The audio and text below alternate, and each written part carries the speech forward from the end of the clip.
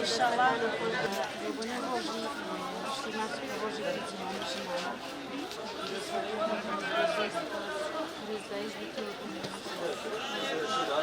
ئێمە وەکو ڕێکخراوەکەمان پیرۆزبایی هەشتی مارس لە تەواوی ژنانی جیهان ئەکەین و بە تایبەتی ژنی گەلی کوردی تێکۆشەر. ئێمە وەکو ڕێکخراوەکان بۆ هەشتی مارس گەلێک ئامادەکاریمان کردووە بۆ چالاکی.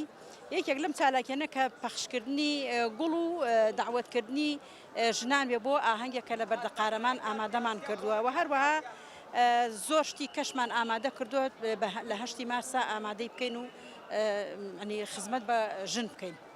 ئامانجی ئێمە هوشیارکردنەوەی بەگشتی ژنانە کە بزانن کە ڕۆژێکیان هەیە لە جیهاندا ئەم ڕۆژە ینی ڕۆژی ژنانی جیهانە کە هەشتی مارسە بڕیادراوە کە لە ڕۆژی هەشتی مارسا بزانین ئێمە مافێکمان هەیە مافێکمان دراوتێکە ئەم لەم ڕۆژە بتوانین ڕە و قسەی خۆمان هەبێەوە تێکۆشان بەردەوام بکەین تاکو ئەگەینە پاراستنی ئازادیەکەمان.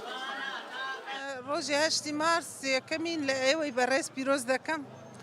ئەو پەیامی من بۆ هەموو ژنی جیهانی دەیان پیرۆز دەکەم داوا دەکەم هەموو ژن دەست بکەنە ناو دەستیەک هەموو ڕۆژی خۆیان بکەنە هەشتی مارس